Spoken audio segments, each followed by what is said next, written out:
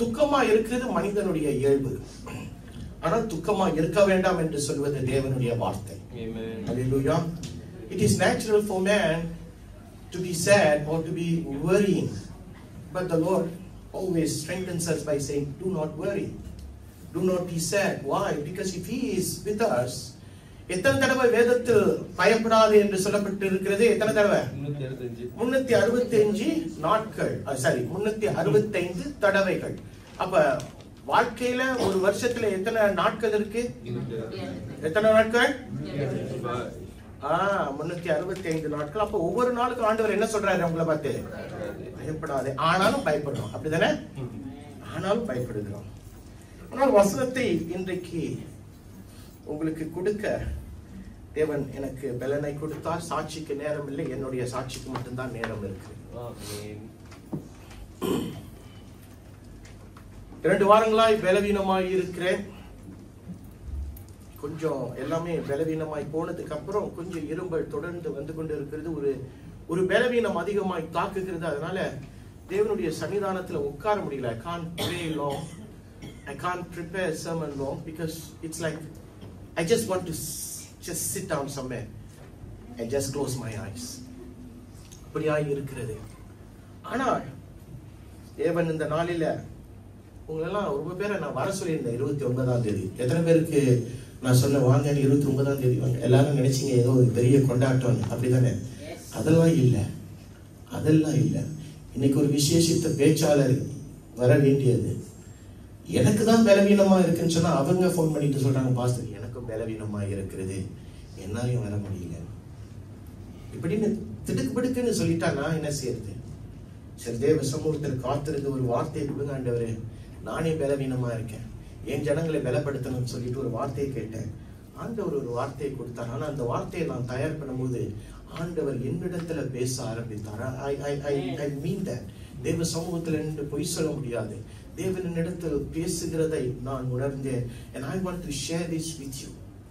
கண்களை மூடுவோமா? Father, I just pray that you take over. It's not about me anymore. We worshipped you and you listened. நாங்கள் ஆராதிக்கும் போது நீர் அமைதியாய் இருந்தீர். இப்பொழுது நீர் பேசும்போது நாங்கள் அமைதியாக இருக்க உதவி செய்யும். எங்களுடைய செவிகள், எங்களுடைய இருதயங்கள், எங்களுடைய கண்கள், எங்களுடைய எல்லாமே உண்மையை நோக்கி பார்க்கட்டும். கொஞ்ச நேரத்துக்கு எங்களை உங்களுடைய சன்னிதானத்தில் மூடிக்கொள்ளுங்க. இயேசுவின் நாமத்தில் ஜெபிக்கிறோம் நல்ல நல்ல பிதாவே. ஆமென், ஆமென். இன்னைக்கு தலைப்பு என்னவாய் கொடுக்கலாம் என்று சொல்லும் பொழுது I thought of this. You are what you need to be. நீங்கள் இருக்க வேண்டியவர்களாய் இருக்கிறீர்கள். இதை எத்தனை பேருக்கு தெரியும்? மரணமும் ஜீவனும் எங்க? நாவின் அதிகாரத்துல. Life and death is in the power of, please tell that, my tongue. ஏன்னா சில நேரங்களில கொஞ்சம் குழம்பிட்டோம்னா என்ன சொல்லுவான்? இந்த வாழ்க்கை போத செத்துடலாம் போல இருக்கு அப்படின்னு சொல்ல முடியாது. அடுத்த நிமிஷம் அந்த மாதிரி நடந்தாலும் நடந்துரும். ஜாக்கிரதையான வார்த்தைகள் நம்முடைய வாய்களில் இருந்து புறப்பட வேண்டும். You are what you need to be. நீங்கள் இருக்க வேண்டியவர்களாய் இப்பொழுது இருக்கிறீர்கள். That means, do I need to adjust myself? No, you don't need to. அப்படின்னு சொல்லும்போது சில பேர் நினைப்பாங்க, அப்ப நான் ஒரு சில பழக்க வழக்கங்களை வைத்திருக்கிறேனே, அதை மாத்திக்கொள்ள வேண்டாமா? நான் அந்த இடத்துல வரல. கர்த்தருடைய சமூகத்தில் you are what you are. எத்தனை பேருக்கு புரிகிறது? It's not working, I think. சரி, மத்தேயு 5ஆம் அதிகாரம் 13வது வசனம். Matthew 5 verse 13. நீங்கள் பூமிக்கு உப்பாய் இருக்கிறீர்கள். உப்பானது சாரமற்று போனால் எதினால் சாரமாக்கப்படும்? வெளியிலே கொட்டப்படுவதற்கும் மனுஷனால் மிதிக்கப்படுவதற்குமே ஒழிய வேறொன்றுக்கும் உதவாது. Amen. Can I have somebody else to read it in English? Somebody else to read it in English. You are the salt of the earth. Okay. But if the salt loses the saltness, how can it be made salty again? It is no longer good for anything except to be thrown out and trampled by men. அப்போ ஆண்டவர் ஒரு காரியத்தை யார்கிட்ட சொன்னார்னா, இது எந்த இடத்துல பார்க்கிறோம்? மத்தேயு 5வது அதிகாரத்தில். மத்தேயு 5வது அதிகாரத்தில் என்ன சம்பவித்தது? மலை பிரசங்கம் சம்பவித்தது. ரைட்டுங்களா? the Lord was speaking at the mount. He was speaking to people who have come to him.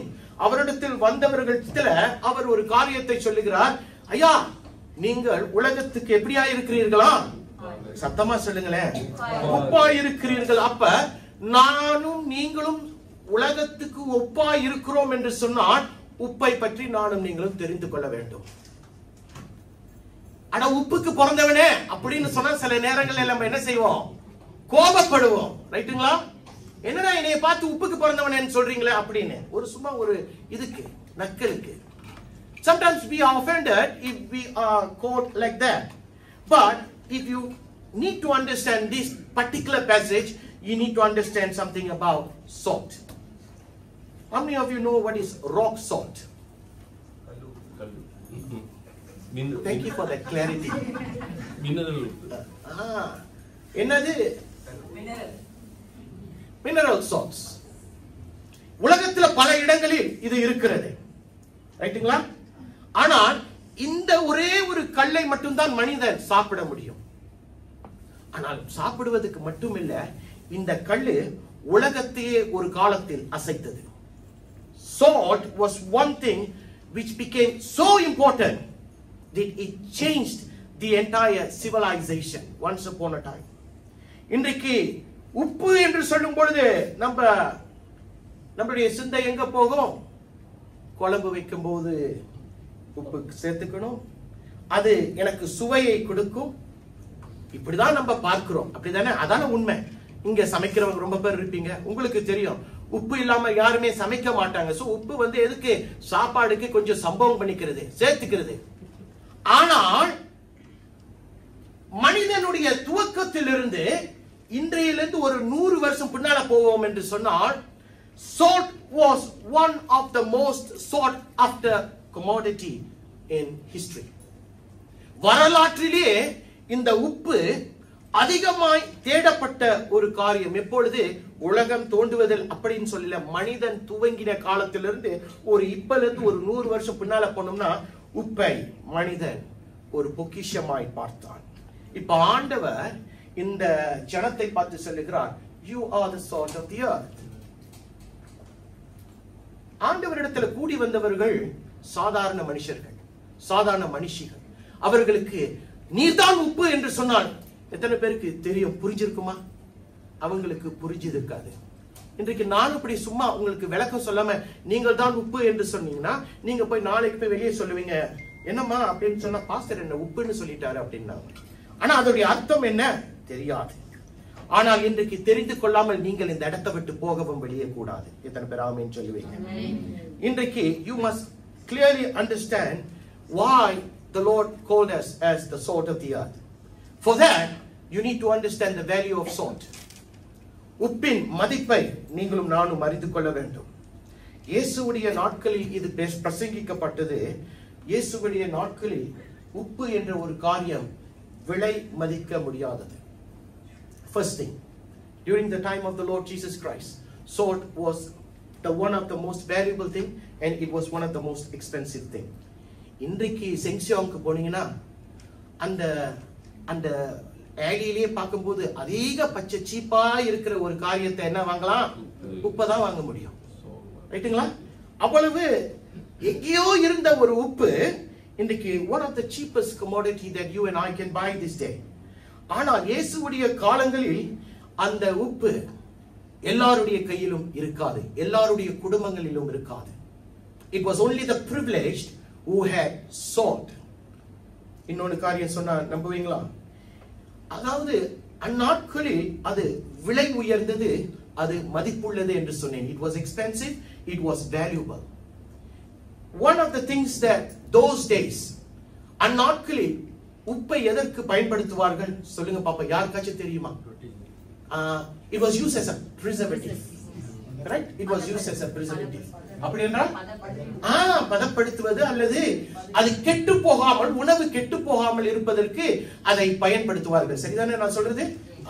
Okay, உப்புள்ளவர்கள் ரொம்ப பேர் இங்க இருக்கிறீங்க.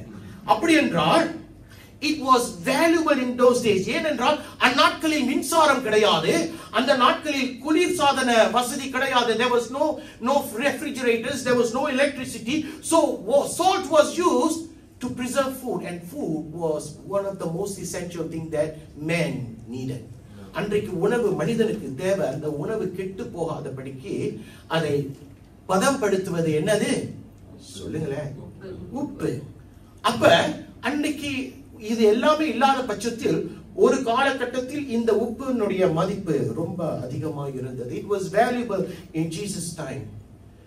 There is history that says that even the Roman soldiers was paid a salary, and what was their salary? Salary was salt. ரோமாபுரியத்தில் இருக்கிற வீரர்களுக்கு சில நேரங்களில் இது வரலாறு சொல்லுகிறது, அவர்களுக்கு பணம் இல்லாதபடிக்கு அவர்களுடைய சம்பளம் எதுவாம் உப்பை கொடுப்பார்களாம்.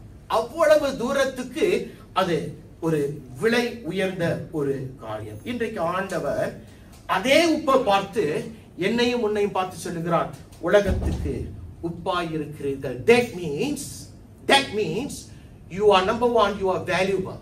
எத்தனை பேர் ஆமென் சொல்லுவீங்க? அன்றைக்கு அது மதிப்புள்ளது. So இன்றைக்கு you are also useful. ஒரு உப்பு இன்றைக்கு ஆண்டவர் என்னையும் உன்னை பார்த்து சொல்லுகிறார், நீ உப்பா இருக்கிற, நீ விலை உயர்ந்தவன், நீ பயன்படுத்தக்கூடியவன். அப்படி என்றால் இன்றைக்கு நாம் யாருக்கும் தேவைப்படுகிறோம். We are people that the world needs. எனக்கும் உங்களுக்கும் அதாவது ஒரு பயனுள்ளதாய் ஒரு விலை உயர்ந்ததாய் கர்த்தர் வைத்திருக்கிறார் என்று சொல்லும் பொழுது அது பயன்படுத்தப்படணும். கரெக்ட்டுங்களா இல்லையா? If you are valuable, if you are useful, நம்ம அதை பயன்படுத்த வேண்டும். அதை தான் ஆண்டவர் சொல்லுகிறார். இப்ப ஆண்டவர் சொல்லுகிறார், நீ உப்பா இருக்கிறதுனால நான் உன்னை பயன்படுத்த விரும்புகிறேன். And being the salt of the earth, you are valuable, you are useful. That's what I said. யாருக்கு நீ பயனுள்ளவன்? தேவனுடைய ராஜ்யத்துக்கு, தேவனுடைய காரியங்களுக்கு நீங்கள் பயனுள்ளவர்கள். You are useful, you are expensive for God and for the kingdom of God. எத்தனை பேருக்கு புரிகிறது நான் என்ன சொல்றேன்? இரண்டாவது காரியம், முக்கியமான காரியம். உப்பு விலை உயர்ந்தது என்று சொன்னேன். அடுத்த காரியத்தை பாருங்க. Salt does not exist for itself.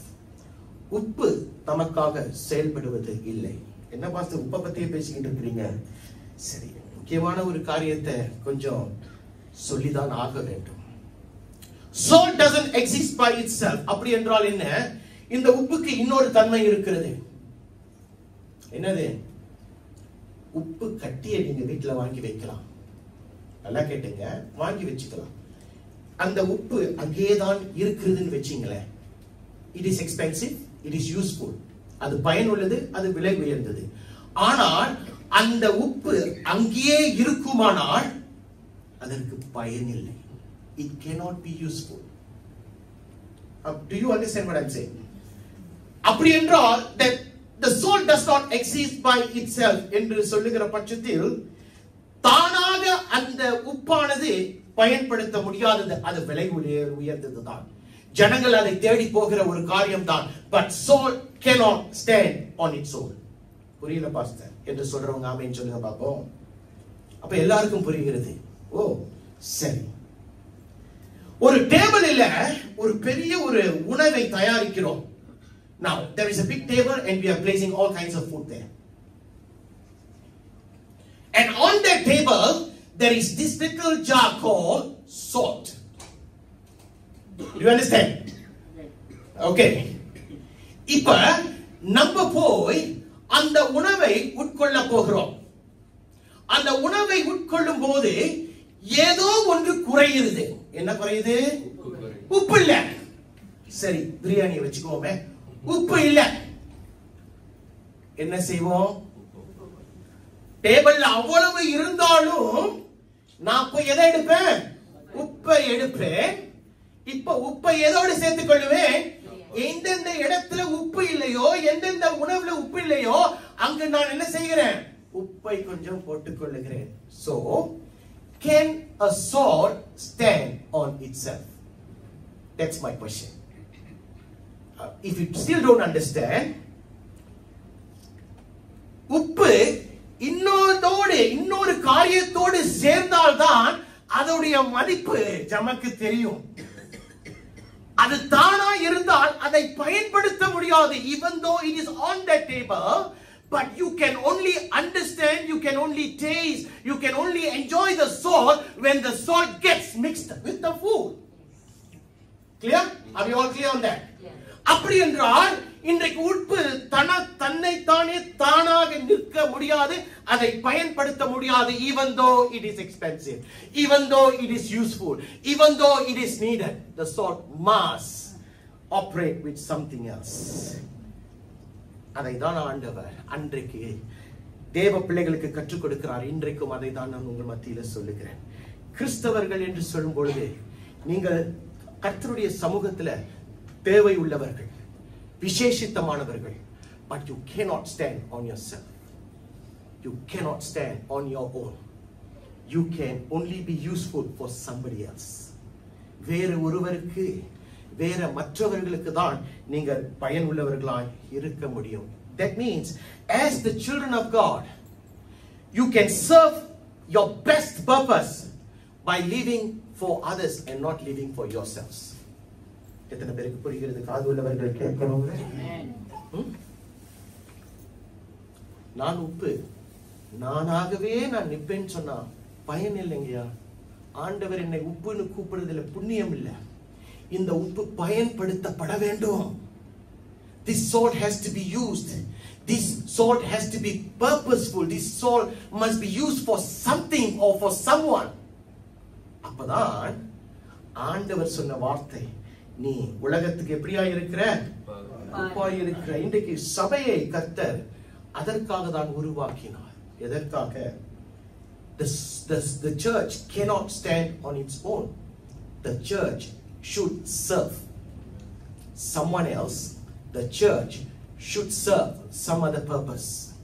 வேற ஒரு காரியத்துக்காக தான் சபை பயன்படுத்தப்படணும். இன்றைக்கு இந்த சபையில நீங்கள் வரவில்லை என்று சொன்னால் இந்த சபை தானாக தான் இருக்கும், உப்பை போல பயன்படுத்த முடியாதபடிக்கு. ஆனால் நீங்கள் வந்திருக்கிறீர்கள். இந்த உப்பு யார் யாருக்கும் தேவைப்படுகிறது.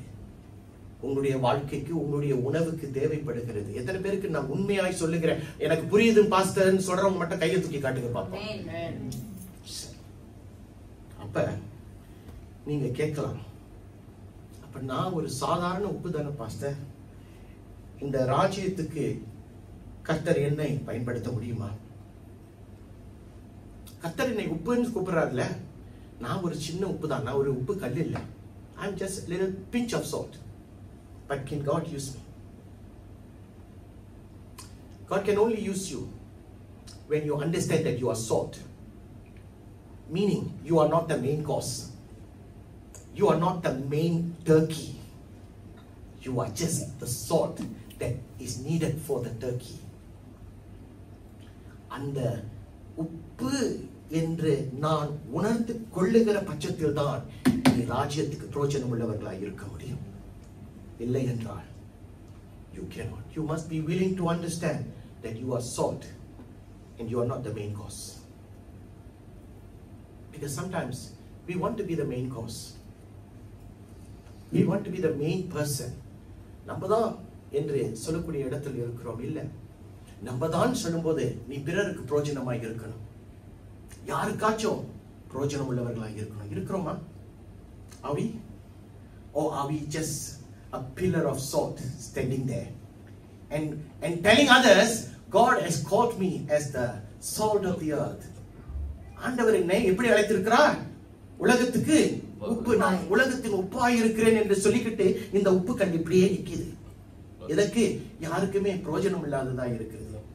ஏதாச்சும் ஒரு சமையல்ல சரி நான் போய் கொஞ்சம் உதவி செய்றேன், இந்த கல்லு போக மாட்டேது, இந்த உப்பு கல்லு இங்கே தான் நிக்குது. எத்தனை உப்பு கல்லுகள் நின்று கொண்டு இருக்கிறது? எத்தனை பேருக்கு நான் சொல்லுகிறது புரிகிறது? Hallelujah. So if you are willing to understand that you are just the salt and not the main course, then God will be able to tell you that you are the salt of the earth. வேதத்துல உதாரணம் யாராச்சும் இருக்கிறாங்களா? ஒருவன் இருக்கிறான், பார்த்தேன். பார்க்கலாமா? யார் தெரியுமா? யாரு? நமக்கு வேண்டியவங்க தான். யோவான் ஸ்நானகன். யோவான் ஸ்நானகனை பார்க்கும்போது அவன் ஒரு உப்பு தான், நான் தான் உப்பு என்று சொல்லுகிற ஒரு சிறந்த உதாரணம். John the Baptist was a perfect example to say that he was the salt. How? இயேசு முதலாவது வந்தாரா, யோவான் ஸ்நானகன் முதலாவது வந்தானா? யோவான் ஸ்நானகன் தான் முதலாவது வந்தான். அவன் வந்த பட்சத்தில் ஜனங்கள் அவனை பார்த்து இவர் மேசியாவா இருக்குமோ என்று சந்தேகப்பட ஆரம்பித்து விட்டார்கள். People started to question, is he the Messiah? Or is he someone special that God has sent into our midst? அப்படி ஜனங்கள் அவனிடத்தில் கேட்கும்போது அவன் என்ன சொன்னான்? அதை தான் பார்க்க போகிறோம். அவன் தேவனுடைய ராஜ்யத்துக்கு அழைக்கப்படுகிறான், பிரித்தெடுக்கப்படுகிறான், தேவனுக்காக ஜனங்களுக்காக அவன் ஊழியம் செய்கிறான். அவன் செய்கிற பட்சத்தில் ஒரு நாள் இயேசு உள்ளே நுழைகிறார். Now he was serving, he was called by God, and he comes and he serves the people, and one day Jesus steps into the picture. And when Jesus comes into the scene, John the Baptist knew that he was the salt, and he excused himself. எத்தனை பேருக்கு புரிகிறது? Main dish வந்துருச்சு ஐயா, அதனால நான் இந்த உப்பானது விலகிக் கொள்ள வேண்டும் என்று சொல்லி யோவான் ஸ்நானகன் தம்மை விலக்கிக் கொண்டான். திருப்பிக் கொள்ளுங்க, ஏசாயா 43வது வசனம். கர்த்தருக்கு வழியை ஆயத்தப்படுத்துங்கள், அவாந்தர வெளியிலே நம்முடைய தேவனுக்கு பாதையை செவ்வை பண்ணுங்கள் என்றும். ஆமென். ஆங்கிலத்துல A voice of one calling in the desert, prepare the way for the Lord, straight the wilderness, a highway for our God. ஆமென். இதை யாரை குறித்து பேசப்படுகிறது? யோவான் ஸ்நானகனை குறித்து ஏசாயா தீர்க்கதரிசி பல ஆண்டுகளுக்கு முன்பாக சொல்லுகிறார். Meaning John the Baptist knew that he was just there to prepare the way, and he was not the way. அவன் வழி அல்ல, அவன் வழியை ஆயத்தப்படுத்துவதற்காக வந்த ஒருவன் என்று சொல்லி ஏசாயா தீர்க்கதரிசி யோவான் ஸ்நானகனை குறித்து சொல்லுகிறார். திருப்பிக் கொள்ளுங்க, யோவான் 3ஆம் அதிகாரம் 28வது வசனம் இப்படியாய் சொல்லுகிறது. நான் கிறிஸ்து அல்ல, அவருக்கு முன்னாக அனுப்பப்பட்டவன் என்று நான் சொன்னதற்கு நீங்களே சாட்சிகள். அதாவது அவன் உடனடியாய் ஜனங்கள் கேட்கிறார்கள், நீதான் மேசியாவா என்று சொல்லும்போது அவன் சொல்றான், நான் மேசியா இல்லையா, நான் உப்பு, நான் வெறும் உப்பு. மெயின் டிஷ் ஒன்று வருது, அதை தயார்படுத்துவதற்காக நான் வந்த ஒரு உப்பு தான் என்று சொல்லுகிறான். எத்தனை பேருக்கு புரிகிறது? இன்றைக்கு யோவான் ஸ்நானகனுடைய அந்த கன்விக்ஷன், உணர்த்துதல் நம்ம மத்தியில இருக்கணும். யோவான் 3:30 இப்படியாய் சொல்லப்படுகிறது. அவன் பெருகவும் நான் சிறுகவும் வேண்டும். அவன் சொல்லுகிறான், ஐயா நான் உப்புதாயா, நான் சிறுகணும்யா. மெயின் டிஷ் யாரு? என்னுடைய ஜீவனுள்ள தேவனாகிய கிறிஸ்து, அவர் பெருகணும். He says, I must become lesser, my God must become greater. அந்த உணர்வு இன்றைக்கு நமக்கு இருக்கு. அதாவது இது எதை காட்டுகிறது? ஒரு தாழ்மையை காட்டுகிறது அல்லவா? It shows humility. You can be whoever you are. You can be a pillar of salt or you can be a pinch of salt. But at the end of the day, you are just salt. You must understand that you are not the main course. ஆண்டவர் உன்னுடைய வாழ்க்கையில் பெருக வேண்டும். இன்னொரு காரியம், can I go back to that verse, Matthew 5:13? Yes. நீங்கள் பூமிக்கு உப்பாய் இருக்கிறீர்கள். உப்பானது சாரமற்று போனால் எதினால் சாரமாக்கப்படும்? வெளியே கொட்டப்படுவதற்கும் மனுஷரால் மிதிக்கப்படுவதற்குமே ஒழிய வேறொன்றுக்கும் உதவாது. Now, if the salt loses its saltiness, can it be made salty? Bible says no. In fact, it says it is no longer good for anything except to be thrown, trampled. ஆண்டவர் சொல்லுகிறார், நீ ஜாக்கிரதையா இல்லைன்னா உன்னுடைய உப்பு தன்மையை நீ இழந்து விடுவாய். Now, how will I lose my saltiness? Can I give you something very simple?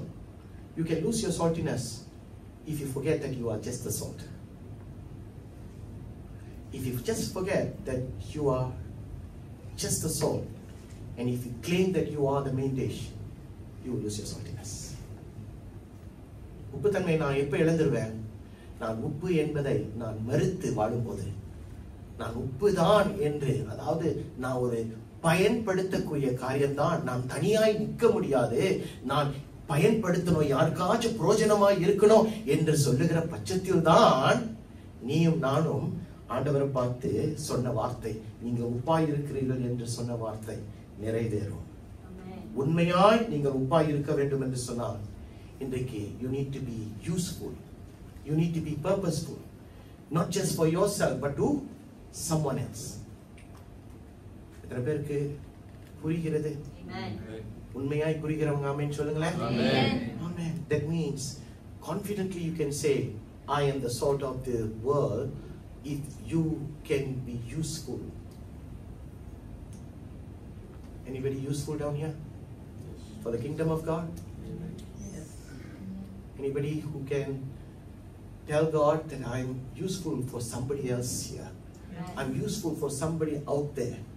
வெளியே இருக்கிற யாருக்கோ நான் பிரயோஜனம் உள்ளவனாய் இருக்கிறேன், பிரயோஜனம் உள்ளவளாய் இருக்கிறேன் என்று இந்த இடத்துல எத்தனை பேர் சொல்ல முடியும்? அல்லது நான் வெறும் உப்பு என்று சொல்லி இப்படியே கையை கட்டிக்கிட்டே நிக்கிறீங்களா? ஏன் இப்படியே கை கட்டிக்கிட்டு இருக்கிறீங்க கேட்டா அவங்க சொல்லுவாங்க, நான் இயேசு போல. ஏன்?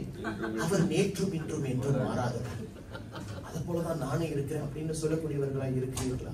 பிரியமானவர்களே, உப்பு தம்முடைய தன்மையை இழந்து போக வாய்ப்புகள் இருக்கிறது. So you need to be careful that you don't lose your salt. Let's go to point number 2. மத்தேயு 5:14. நீங்கள் உலகத்துக்கு வெளிச்சமாய் இருக்கிறீர்கள், மலையின் மேல் இருக்கிற பட்டணம் மறைந்திருக்க மாட்டாது. ஆங்கிலத்துல You are the light of the world.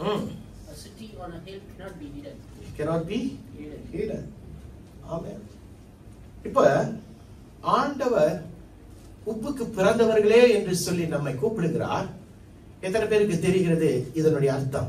அப்ப உப்புக்கு பிறந்தவனே என்று கூப்பிடும் போது யாருமே கோபப்படக்கூடாது.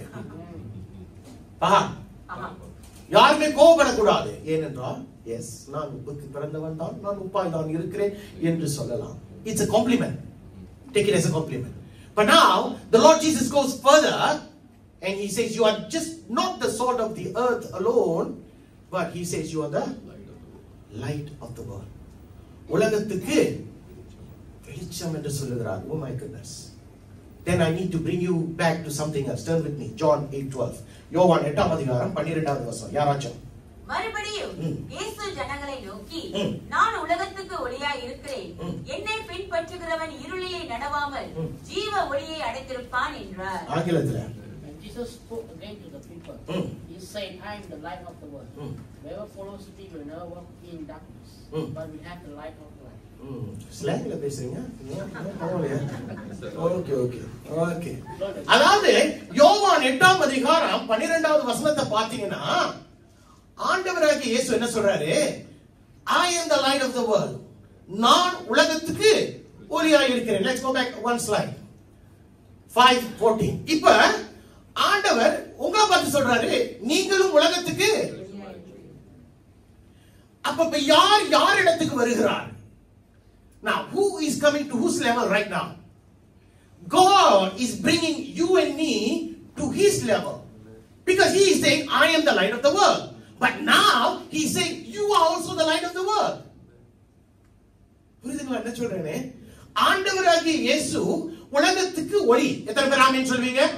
இப்ப அதே தேவன் சொல்லுகிறார், அவர் மட்டும் உலகத்துக்கு ஒளி இல்ல, நீங்களும் உலகத்துக்கு ஒளியாய் இருக்கிறீர்கள் என்று சொல்லுகிறார். அப்ப என்று சொன்னால் என்னை ஆண்டவர் உயர்த்தி என்னையும் ஆண்டவர் ஒரு ஒளியாய் பார்க்கிறார். காது உள்ளவர்கள் கேட்கணும். You must understand today. What's my topic again? Can I have my topic again? My topic says like this: you are what you need to be. Don't become somebody else. Let's go back to that same slide again. அன்றைக்கு இயேசுவின் நாட்களில் உப்பு எவ்வளவு முக்கியப்பட்ட ஒரு இடத்தில் இருந்ததோ அதே போலதான் இயேசுவின் காலங்களில் வெளிச்சம் என்பது கிடைக்காத ஒன்று.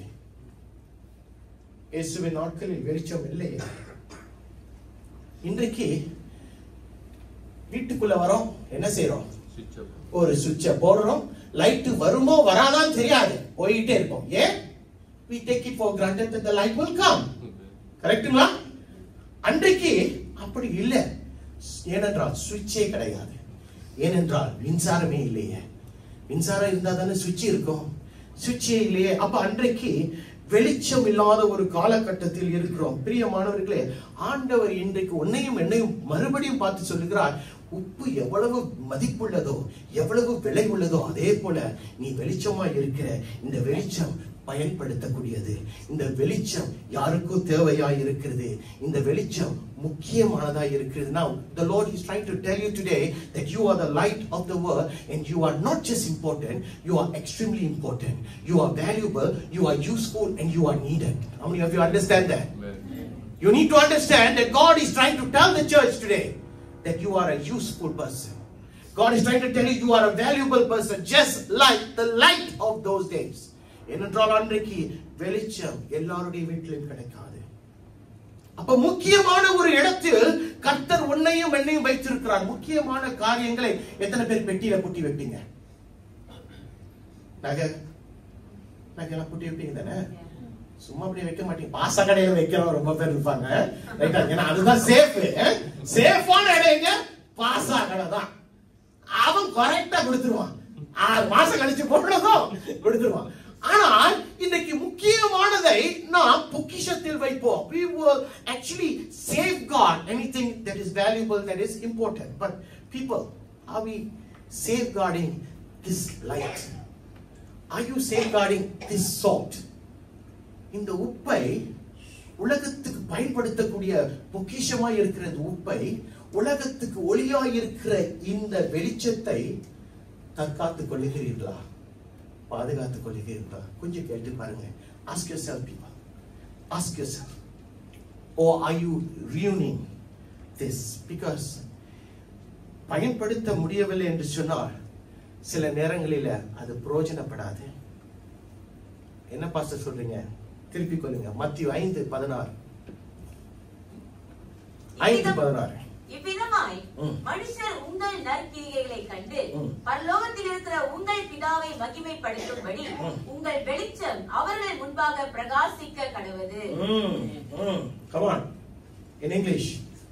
In the same way, let your light shine before men, that they may see your good deeds and praise your Father in heaven. So, meaning, your light within you must shine. Am I right to say that? உனக்குள் காணப்படுகிற அந்த வெளிச்சம் பிரகாசிக்க வேண்டும் என்று ஆண்டவர் சொல்லுகிறார். அப்ப பிரகாசிக்க வேணும்னா இந்த வெளிச்சம் சரியான இடத்துல இருக்கணும். சரியா இல்லையா? சரியான இடத்துல இருக்க வேண்டும். வசனத்தை திருப்பி படிங்க பாப்போம். 5:13 என்ன சொல்லுது? விளக்கை இல்ல 15 பாப்போம். விளக்கை கொளுத்தி மரக்காலால் மூடி வைக்காமல் விளக்கு தண்டின் மேல் வைப்பார்கள். அப்பொழுதுதான் அது வீட்டில் உள்ள யாவருக்கும் வெளிச்சம் கொடுக்கும். People, you don't light up a lamp and you hide it. You have to put it, understand why? Why? So that it reveals its light. It reveals what it wants to show to the world. So that someone will be useful. So that the light will be useful for somebody else. புரியுதுங்களா என்ன சொல்றேன்னு? வெளிச்சம் எரியுது, பிரகாசிக்குது, ஆனா நான் போய் கட்டில் கீழே வச்சிருக்கேன். யாருக்கு? இல்ல யாருக்கு? ஏதோ ஒரு மோதிரம் கீழே விழுந்துருச்சுன்னா நீ அங்க வைக்கலாம். 24 மணி நேரமும் லைட் வந்து கட்டில் கீழே இருந்துச்சுன்னா ஒண்ணு நீ லூசு. ஏன்? அது அங்க இருக்கக்கூடாத ஒரு இடத்தில் நீ வைத்திருக்கிறாய். கரெக்ட்டுங்களா இல்லையா நான் சொல்றது? ஐயா, இந்த இடத்துக்கு வந்து யார் முதலாவது இன்னைக்கு வந்தது இந்த இடத்துக்கு? Who opened up the church today? You. Okay. So when you came, was it bright? No, it was not bright. So he had the liberty to switch on the light. He turned on the switch and the light was there. But before he came in, this was in darkness. அப்ப ஒரு இருளை நீக்க வேண்டும் என்று சொன்னால் வெளிச்சம் வரணும்ல. இப்ப அந்த இருள் நீங்கப்பட வேண்டும் என்று சொன்னால் நான் என்னுடைய வெளிச்சத்தை கட்டிலுக்கு கீழே வைப்போம் என்று சொன்னால் என்ன நியாயம்? அது நியாயம் அல்ல, அது அநியாயம். எத்தனை பேருக்கு புரிகிறது நான் என்ன சொல்றேன்? அதைத்தான் ஆண்டவர் உங்களிடத்துல சொல்ல வருகிறார்.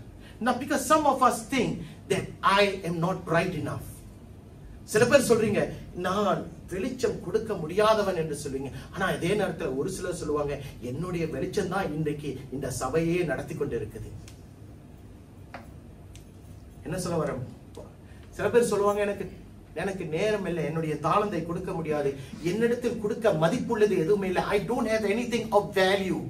I don't have talent. I don't have time. I don't have anything. So my light cannot shine. அப்படின்னு சில பேர் சொல்லுவாங்க.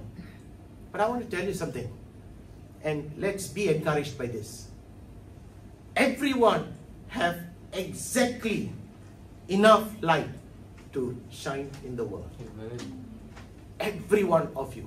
இன்றைக்கு உங்களிடத்துல கொஞ்சம் விளக்கு இருக்குன்னு நினைக்கிறவங்க, என்னிடத்துலதான் விளக்கு இருக்குன்னு சொல்றவங்களுக்கு ஆண்டவர் சொல்லுகிறார் அப்படிலாம் இல்ல. உனக்கு எவ்வளவு வெளிச்சம் தேவையோ அந்த வெளிச்சத்தை நான் உனக்கு கொடுத்திருக்கிறேன், அவ்வளவுதான் உனக்கு கிடைக்கும். காது உள்ளவர்கள் கேட்கணும். அல்லேலூயா. இன்றைக்கும் every light will matter. People, I want to let you know, உன்னிடத்துல கொஞ்சோண்டு வெளிச்சம் பிரகாசித்துக் கொண்டு இருக்கிறதா, அது தேவனுக்கு முக்கியமாக இருக்கிறது. உங்களிடத்துல கொஞ்சம் உப்புதான் இருக்கா, அந்த உப்பு தேவனுக்கு தேவையா இருக்கிறது. இன்றைக்கு if the least of you can offer a little light, உங்களிடத்துல சிறுமைப்பட்டவன் இந்த இடத்துல வெளிச்சம் கொஞ்சம் கொடுக்க முடியும் என்று சொன்னார், என்ன நடக்குதுன்னு தெரியுமா? இப்ப அவர் சொன்னார் தெரியுமா, அவர் கதவை திறக்கும் போது இந்த இடத்துல இருள் இருந்துச்சுங்க. ஆனால் இருள் இல்லாத பட்சத்தில் இந்த லைட்டுங்களே இல்லையே. அவர் ஒரு ஹேண்ட் போனுடைய லைட்டை பயன்படுத்தி இந்த இடத்துக்குள்ள வரார் என்று சொன்னால் இந்த இடத்துல வெளிச்சம் இருக்குமா இருக்காதா? வெளிச்சம் இருக்கும், ஆனா பிரகாசிக்காது. அந்த கொஞ்சம் வெளிச்சத்துல அவர் தேடி பின்னால போய் அந்த சுவிட்ச் என்ன செய்யலாம்? தட்டலாம். Meaning that little bit of light that God has put in you, it can be useful to take out every darkness somewhere else that is needed. Hallelujah. இருள் இல்லையா? எந்த இடத்துல இருள் இல்ல? உங்க வாழ்க்கையில இருள் இல்லையா? உங்களுடைய ஒரு வாழ்க்கையில ஒரு சில பகுதிகளில இருள் இல்லையா? உங்களுடைய குடும்பங்களில, உங்களுடைய உறவுகளில இருள் இல்லையா? Is there no darkness? Is there no darkness in society or in your family or within you? Is there every component in your body that you have offered? Or is there some component or something that you are not given? Because why? There is a little bit of darkness. I don't want to give that to God. People, the world is sinful, the world is broken.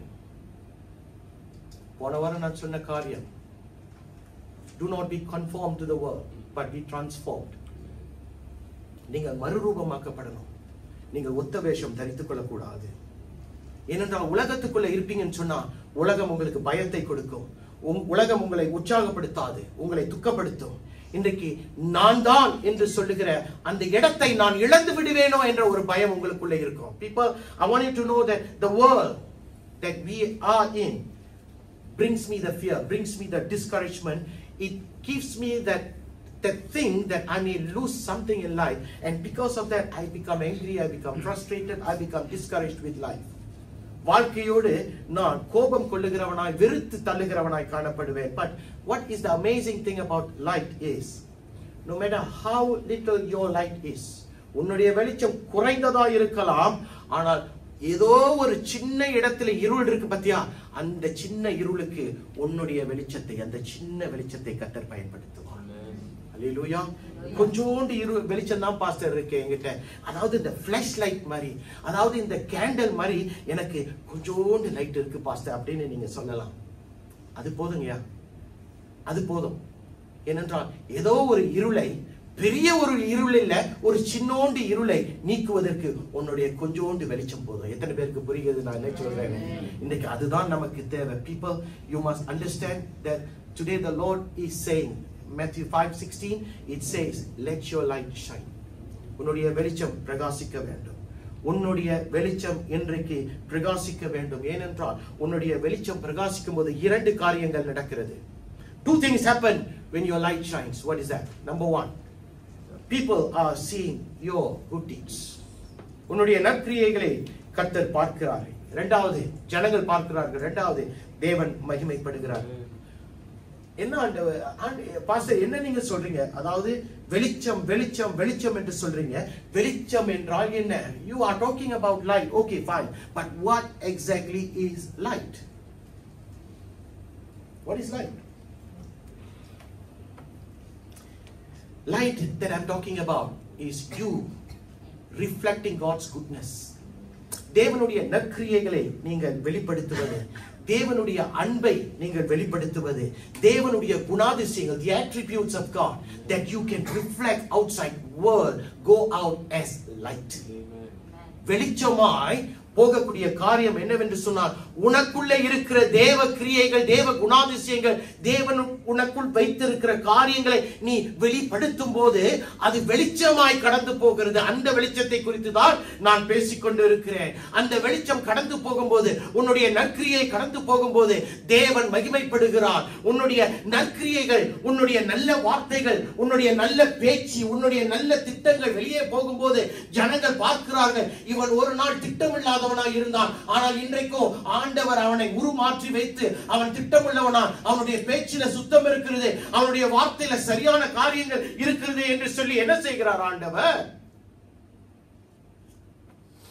ஆண்டவர் மகிமைப்படுகிறார். பிரியமானவர்களே, ஆண்டவர் மகிமைப்படுகிறார். ஆண்டவர் மகிமைப்படும் போது என்ன நடக்குது தெரியுமா? Now the beautiful part about when God is glorified, darkness is removed. தேவன் உன் மத்தியில வெளிப்படும் போது, தேவன் உன் மத்தியில மகிமைப்படும் போது உன்னிடத்தில் காணப்படுகிற இருள் வெளியாகிவிடும். So what I'm saying is that small act of kindness that you can offer, that little bit of generosity that you can offer, உன்னிடத்தில் நீ செய்யக்கூடிய நற்கிரியை, ஒரு சின்ன ஒருவனுக்கு ஒருத்திக்கு உதவி செய்வது, உன்னுடைய நேரத்தை பகிர்ந்து கொள்வது, உன்னுடைய தாளந்தை பகிர்ந்து கொள்வது, பிறரிடத்தில் அதை பகிர்ந்து கொள்ளும் போது, do you think God is glorified? Certainly He is, because He calls you the light of the world, because He is the light of the world. உலகத்துக்கு அவர் வெளிச்சம், அவர் நீயும் வெளிச்சமா இருக்க. அப்ப இந்த வெளிச்சம் வெளியாகும் போது அவர் மகிமைப்படுகிறார் அல்லவா? யோசிச்சு பாருங்களேன். think about it people. I want you to know this. ஆனால் இன்றைக்கு சில பேர் இப்படியாய் சொல்லுவாங்க, just let your light shine அப்படின்னுவாங்க. don't bother, just let your light shine. இன்றைக்கு சில பேர் என்ன செய்வாங்கன்னா, அந்த வெளிச்சம் எரிஞ்சுக்கிட்டு இருக்க, கொஞ்சம் பிரகாசிக்க, என்னுடைய வெளிச்சம் குறைவா இருக்க, அந்த வெளிச்சம் கொஞ்சம் கூடையா இருக்க என்று சொல்லி மற்ற வெளிச்சங்களை பார்க்கறாங்க. ஆண்டவர் சொல்லுகிறார், உன்னுடைய வெளிச்சத்தை நீ பாருன்றார். உன்னுடைய வெளிச்சத்தை நீ பாரு. I wrote something today and I found it super interesting and I want to share this with you. How many of you know who is Charles Spurgeon? He's a writer. I think he's a Christian writer, and he writes like this. He says, the Bible is not the light of the world. The Bible is the light of the church. He says, the world does not read the Bible, the world reads Christians. Therefore, you are the light of the world. அவர் சொல்றாரு, சத்திய வேதம் உலகத்திற்கு ஒளி அல்ல, அது திருச்சபைக்கு ஒளியாய் இருக்கிறது. ஏன் தெரியுமா?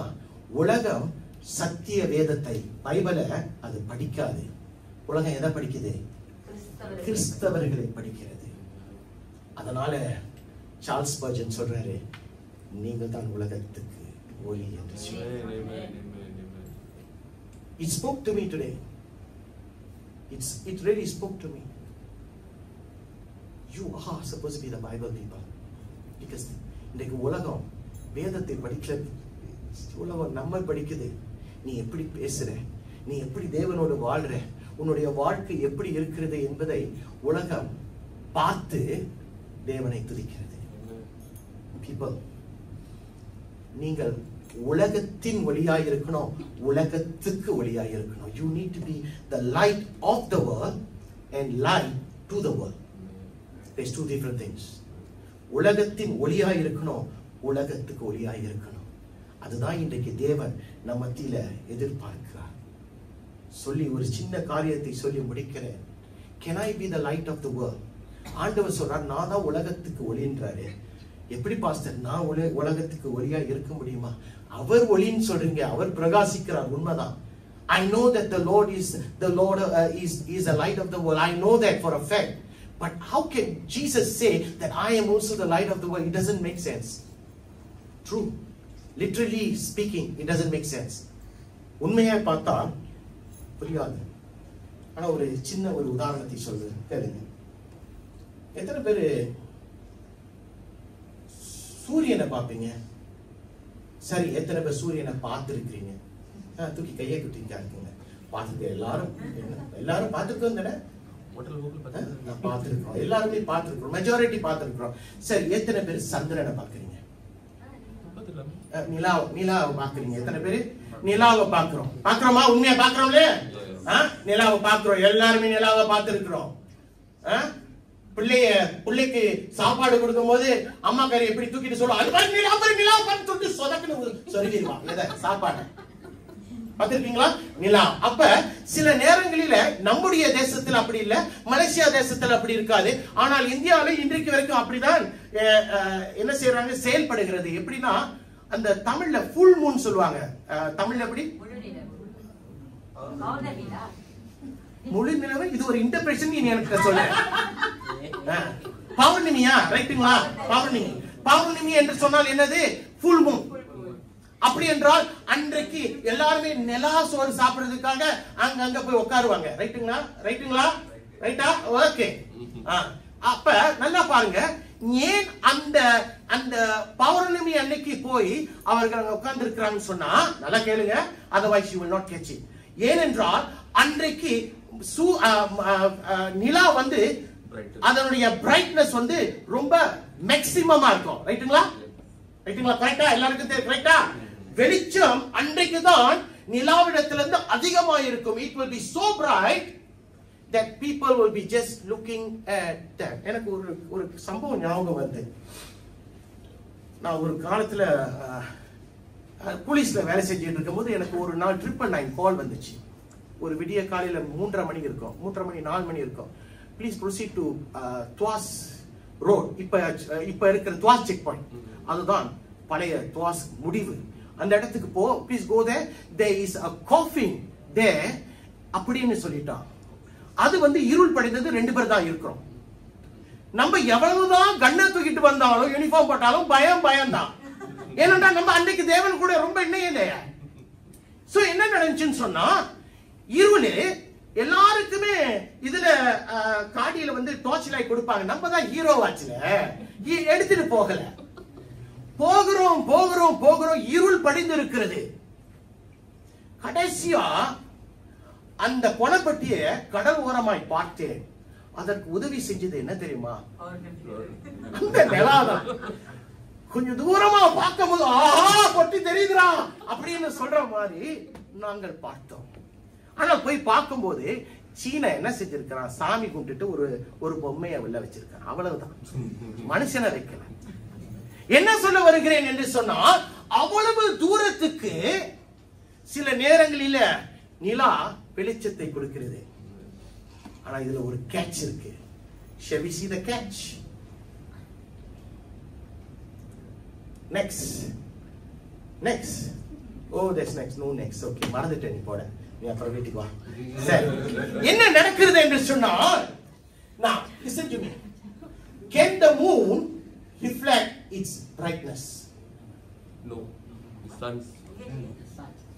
Can the moon reflect its light? Why? It doesn't like. எத்தனை பேருக்கு பௌர்ணமி வந்தாலும் அந்த நிலாவுடைய வெளிச்சம் அதனுடையது கிடையாது. யாரோடையது? சூரியன் இருந்து போரோ பண்ணி இது வெளிச்சத்தை கொடுக்குது. மனசுல அறியா? புரியுதுங்களா என்ன சொல்ல வரேன்னு? அதாவது நம்ம பார்த்து நிலாசோறு சாப்பிடுவதற்காக பௌர்ணமியில உட்கார்றோம். ஏன்? அந்த நிலாவை பாருங்க எப்படி பிரகாசிக்குதுன்னு. ஆனா தெரியாதவனுக்கு என்ன தெரியாது? அதனுடைய வெளிச்சம் இல்ல, யாருடைய வெளிச்சம்? சூரியனுடைய வெளிச்சத்தை சம்பவம் பண்ணி நிலா காட்டுது. அததான் ஆண்டவர் இன்றைக்கு சொல்லுகிறார். ஆங்கிலத்தில் சொல்லணுமா? People, you must understand this, that the moon does not reflect its light. There is no light in the moon. it borrows. The source of the light comes from the sun. So the moon takes the light from the sun and it reflects on the earth. And people look at it and think that the moon reflects light. The moon does not reflect light. Do you understand? For those who don't understand Tamil, do you understand now? அப்படி என்றால் அதைதான் தேவன் இன்றைக்கு நம்மை பார்த்து சொல்கிறார். என்ன சொல்றாரு? நீ உலகத்துக்கு ஒளியா இருக்கிறாய் என்ற அர்த்தம் என்ன தெரியுமா? உன்னிடத்துல ஒளி இல்லைங்கயா. You don't have light. You need to borrow from someone. Who can you borrow from? அவருடைய வெளிச்சத்தை நீ எடுத்துக்கொண்டு இந்த வெளிச்சம் வெளியாக வேண்டும். புரியுதுங்களா என்ன சொல்றேனே? You must understand this. உன்னிடத்துல ஒண்ணுமே இல்லை, என்னிடத்துல ஒண்ணுமே இல்லை. But God tells you, you are the light of the world. And what does he mean by that? What he actually means is you take out the light from another source. The moon takes the light from the sun. You and I take the light from the Son of God. புரியுதுங்களா என்ன சொல்ல வரேனே? இன்றைக்கு நானும் நீங்களும் பிரகாசிக்க வேண்டும் என்று சொன்னால் உன்னிடத்துல இருக்கிற ஒளி ஒன்றுமே இல்லை. உன்னிடத்துல இருக்கிறது ஒண்ணுமே இல்லை. அவர் சொல்லுகிறார், என்னிடத்துல இருக்கிற ஒளியை எடுத்துக்கொள்ளு, அப்ப நீ வெளிச்சமா இருக்க முடியும். எத்தனை பேருக்கு புரிகிறது நான் என்ன சொல்றேன்? So I want to let you know today. உனக்கு வெளிச்சம் தேவை, சபைக்கு வெளிச்சம் தேவை, உன் குடும்பத்துக்கு வெளிச்சம் தேவை, உனக்கு உன்னுடைய சுற்றி இருக்கிறவர்களுக்கு வெளிச்சம் தேவை. அப்ப இந்த வெளிச்சம் எங்கிருந்து வரணும்னு சொன்னா, it must come from the Son of God. உன்னை மீட்டவரிடத்திலிருந்து வெளிச்சம் வர வேண்டும். ஆண்டவர் ஒரு காரியத்தை சொல்லுகிறார். He says, you are the light of the world.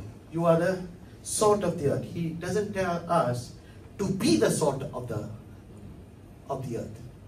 He doesn't tell you just go and be the light of the world. He says you are the light of the world. You are the salt of the earth. That means he has already defined you about who you are. நீ யார் என்பதை கர்த்தர் முடிவு செய்து விட்டார். இன்றைக்கு சபை என்று சொல்லும் பொழுது நானும் நீங்களும் உலகத்துக்கு ஒப்பாய் இருக்கிறோம், உலகத்துக்கு வெளிச்சமாய் இருக்கிறோம் என்று சொல்லுகிற போது என்னிடத்தில் இருக்கிற ஒன்றுமே வெளியாக கூடாது. ஆண்டவர் எனக்குள் வைத்திருக்கிறது வெளியாக வேண்டும். அவர் என்னிடத்தில் இருக்கிற குணாதிசயங்கள், அவரிடத்தில் நான் பெற்றுக்கொண்ட நன்மை, அவரிடத்தில் பெற்றுக்கொண்ட மாற்றம், அவரிடத்தில் பெற்றுக்கொண்ட வார்த்தை வெளியாக வேண்டும், புறப்பட்டு வர வேண்டும். அப்பொழுதுதான் உலகத்துக்கு நான் உப்பு, அப்பொழுதுதான் உலகத்துக்கு நான் வெளிச்சமாய் இருப்பேன். People, I want to again remind you one thing. What's that? You are not the main course. How many people have gone to a hotel to have buffet dinners? சாப்பிட்டுருக்கிறோம், அநேக சாப்பிட்டுருக்கிறோம். There is always a main course. ஆனா எதுதான் கொண்டு வந்தாலும், side dish எதான் கொண்டு வந்தாலும், Chinese sea food ரெஸ்டாரண்ட்ல போய் எதான் நீங்க சாப்பிட்டாலும், நல்ல ரெஸ்டாரண்ட் இருக்கும்போது அந்த இடத்துல எது இருக்கோ எது இல்லையோ உப்பு கொஞ்சம் இருக்கும். நானும் நீங்களும் அறிந்து கொள்ள வேண்டியது, நீ உப்பு. நானும் நீங்களும் அறிந்து கொள்ள வேண்டியது, நாம் உப்பு. உப்பு தம்முடைய உப்பு தன்மையை இழந்து விடாதபடிக்கு நானும் நீங்களும் ஜாக்கிரதையா இருக்கணும். உலகத்துக்கு வெளிச்சம் என்று சொல்லுகிற தேவன், நீங்கள் வெளிச்சத்தை இழந்து விடாதபடிக்கு ஜாக்கிரதையா இருக்கணும். The world needs both of it today. The world needs salt and the world needs light. And God is counting on you and me. தேவன் உன்னிடத்துல என்னிடத்துல என்ன தொடர்ந்து எதிர்பார்க்கிறார் தெரியுமா? நீ தொடர்ந்து உலகத்துக்கு ஒப்பாய் இருப்பாய், நீ தொடர்ந்து உலகத்துக்கு ஒளியாய் இருப்பாய். எத்தனை பேர் இன்றைக்கு சொல்லுவீங்க, நான் உலகத்துக்கு ஒப்பாய் இருக்கிறேன் என்று? சும்மா ஆமேன்னு சொல்லிடக்கூடாது, யோசித்து பார்த்துதான் ஆமேன்னு சொல்லணும். ஏன்னா நான் திடீர்னு பொசுக்குன்னு கேட்டுருவேன் பாருங்க.